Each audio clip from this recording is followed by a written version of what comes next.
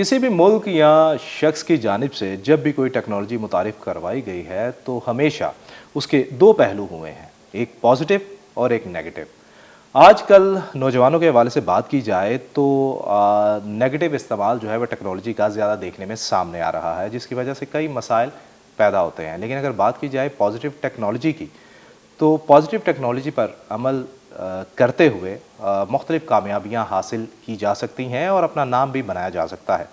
आज आपकी मुलाकात मैं ऐसे ही एक नौजवान से करवाने जा रहा हूँ जिनका नाम दानिश गफ़्फ़ार है। इनकी टेक्नोलॉजी जो है वो ऐसी है कि अगर आपको कानून से दिलचस्पी है या आप वकील हैं या आप 1947 से लेके आज की तारीख 2025 तक का कोई भी केस जानना चाहते हैं, सुनना चाहते हैं और देखना चाहते हैं, सिर्फ यही नहीं, उस पर अदालतों ने जो डिसीजन दिए और उसके साथ साथ पाकिस्तान के जो कवानीन हैं वो क्या हैं, ये सिर्फ एक सिंगल क्लिक पर वो ले आए हैं। इन्होंने एक सॉफ्टवेयर जो है वो इंट्रोड्यूस करवाया है। हम इनसे जानेंगे कि ये सॉफ्टवेयर इन्होंने कैसे बनाया और इसके फ़वाइद क्या होंगे। कैसे हैं आप दानिश गफ़्फ़ार? मैं ठीक ठाक अल्हम्दुलिल्लाह। अच्छा जी, हम जानना चाहते हैं कि आपने ये जो सॉफ्टवेयर बनाया है ये आखिर है क्या, हमारे नाजरीन को आप बताइए। जी ज़रूर। डिजी लॉयर पाकिस्तान में वकला के लिए जो उन्होंने लीगल रिसर्च करनी होती है, लेट्स से मैं आपको एग्जांपल यहाँ पे देता हूँ कि आप एक वकील हैं और मैं एक क्लाइंट हूँ। मैं आपके पास आता हूँ, मैं आके आपको कहता हूँ कि भाई मेरी एक प्रॉपर्टी थी, उस पर किसी ने किराएदार कोई रह रहा है, उसने 6 महीने से किराया नहीं दिया, मैं अब उसको इविक्ट करना चाहता हूँ। तो एज अ लॉयर सबसे पहले स्टेप आप देखेंगे कि इस पर कानून कौन सा अप्लाई होता है। अगर पंजाब की बात की जाए तो यहाँ पे पंजाब रेंटेड प्रेमिसेस एक्ट 2009 है, उसका सेक्शन आई गेस 15 है या 9 है। I am not lawyer by the way, मैंने कंप्यूटर साइंस यूईटी से किया है, लेकिन आई नो आप इंजीनियर हैं जी। और इसमें जब आप स्टैचूट को देख लेंगे, जो जिसको हम एक्ट कहते हैं, वो स्टैचूट रूल्स रेगुलेशंस ये सब उसके अंडर आते हैं स्टैचूट्स के। उसके बाद आप देखेंगे कि पुराने मिलती जुलती सिचुएशन या सेम फैक्ट्स एंड फिगर्स पे कौन से केसेस हैं रिपोर्टेड जजमेंट्स में से। ठीक है। अब 1947 से अभी तक के लाखों में तादाद है उस इन जजमेंट्स की जो रिपोर्ट हुई होती हैं, उसमें से अपने लिए ढूंढना करंटली बहुत ज़्यादा मुश्किल है।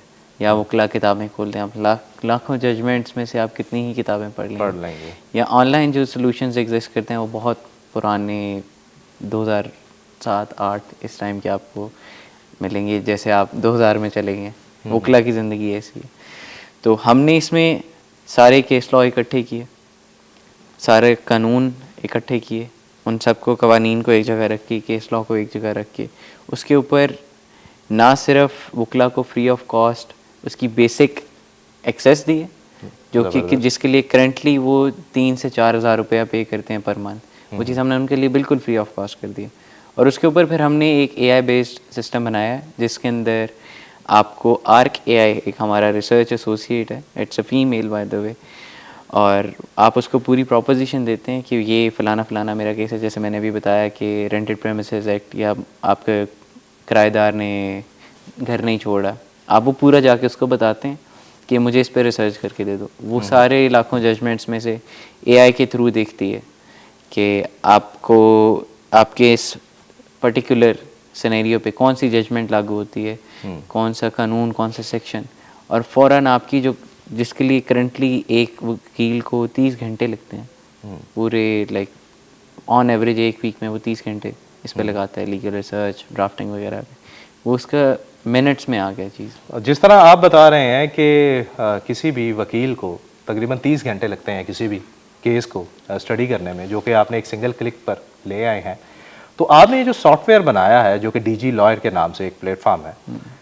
इसको चूँकि आप तो बहैसियत एक इंजीनियर हैं, इसको बनाने का ख्याल कहाँ से आया और कितनी मुद्दत लगी है आपको ये सॉफ्टवेयर बनाने में?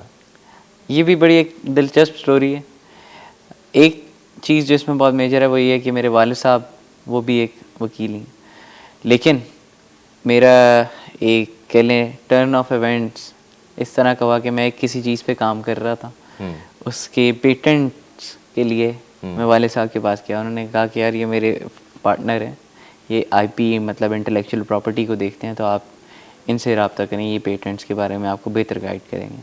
अब मैं उनसे मिलने चला गया हाई कोर्ट, उन्होंने मुझे बोला कि दानिश, मुझे मेरे केसेस को मैनेज करने के लिए एक एप्लीकेशन चाहिए, अगर वो तुम मुझे बना दो तो मैंने उन्हें कहा ठीक है बना दें, कोई मसला नहीं। उस टाइम मैं दूसरे सेमेस्टर में था, तो मैं आता जाता भी ऑरेंज लाइन ट्रेन से था। अब ऑरेंज लाइन ट्रेन पे मैंने कहा चलो यार इस पर थोड़ी रिसर्च तो करें कि ये होता क्या है, किस तरह से। जब वकला से बात की, कोई 400-500 वकला तकरीबन 2-3 महीने में मैं उनसे मिला, तो मुझे ये समझ आएगी कि अच्छा अभी मैनेजमेंट तो वकीलों में बहुत दूर की चीज़ है, but they are much more painful things, जिसमें एक बहुत बड़ी चीज़ लीगल रिसर्च है, जिसमें हम कराची, लाहौर, इस्लामाबाद में तो फिर भी सॉल्यूशंस कुछ ना कुछ लोग अवेलेबल हैं, उनको वो यूज़ कर लेते हैं, 3-4 हज़ार रुपया पे कर सकते हैं। लेकिन अभी मैं सिंध से होके आया, सिंध में कश्मोर, कंदकोट, लाड़काना, इस तरह की जगहों पे लोगों के पास बुक्स भी नहीं हैं, तो ऑनलाइन सॉल्यूशंस तो बहुत दूर की बात है। अब उनको हम डिजिलॉयर की एक्सेस दे के आए, और डिजिलॉयर की एक्सेस से वो अभी भी हमें उनके शुक्रिया के मैसेज, सारी चीज़ों के मैसेज आते हैं, और बड़ा प्यार मिला है हमें वहाँ से। कितना अर्सा लगा है आपको हमें ये सॉफ्टवेयर बनाने इसमें तकरीबन 1.5 से 2 साल लगे हैं, उस सारे डेटा सेट को इकट्ठा करना, उसको कलेक्ट करना। इसमें कई ऐसी चीज़ें हैं जो कि पाकिस्तानी जस्टिस सिस्टम के लिए हमने इंट्रोड्यूस करवाई हैं, जो कि आज से पहले पाकिस्तान में अवेलेबल ही नहीं थी।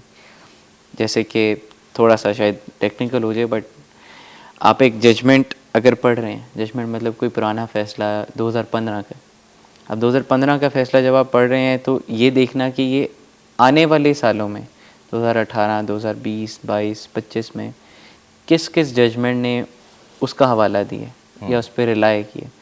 ये चीज़ पाकिस्तान में आज से पहले अवेलेबल नहीं थी, डिजिलॉयर ने उसको मुतारफ़ करवाया। अब वकील बड़ी आसानी से देख सकते हैं कि अच्छा यार ये अगर जजमेंट थी तो इस पर लेटेस्ट व्यू क्या है।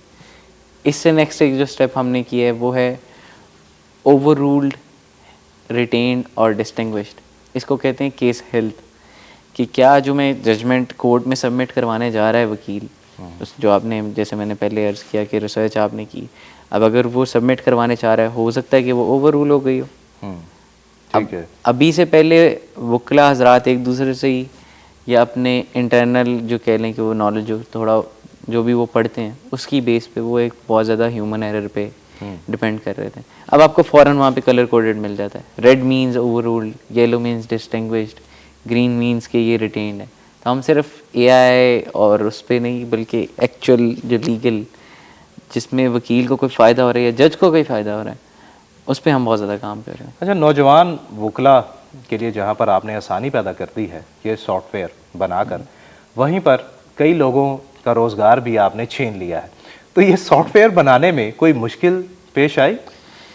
बिल्कुल क्योंकि आई। जिस कम्युनिटी को आप टारगेट करने जा रहे हैं वो अच्छी भी है, हम्बल भी है, और कहीं बिल्कुल मार धाड़ वाले भी हैं, तो कोई मुश्किल पेश आई इसमें? मुश्किलात तो बहुत सी पेश आती हैं, रोज़मर्रा की बुनियाद पे लोग आपको क्रिटिसाइज़ भी करेंगे, आपसे प्यार भी करेंगे, हर तरह के लोग आपको मिलते हैं। लेकिन जहाँ तक बात है नौजवान वकला की, अब करंटली अगर हम अपना लीगल लैंडस्केप पाकिस्तान में यंग वकला के लिए देखें तो वो बहुत मुश्किल है।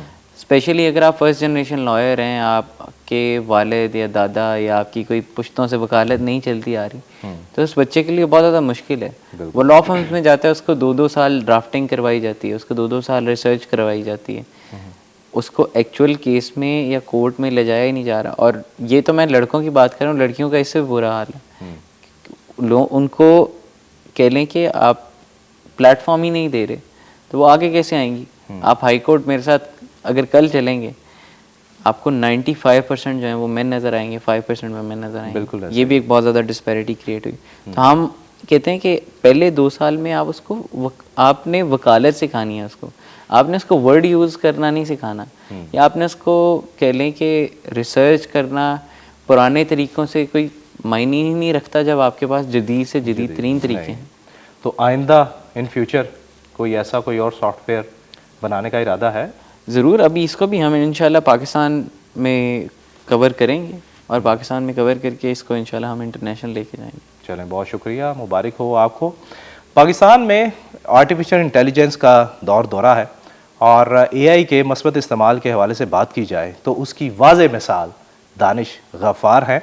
पाकिस्तान में टैलेंट की कमी नहीं है, और ये जो सॉफ्टवेयर बनाया गया है इस सॉफ्टवेयर की सिर्फ लॉ में नहीं बल्कि हेल्थ, एजुकेशन समेत हर सेक्टर में ऐसे सॉफ्टवेयर का होना और बनाया जाना बहुत ज़रूरी है, जिसमें हुकूमत को भी चाहिए कि वो ऐसे नौजवानों की दादरसी करे और नौजवानों को भी चाहिए कि वो टेक्नोलॉजी का पॉजिटिव इस्तेमाल करते हुए मुल्क और कौम की खिदमत करें।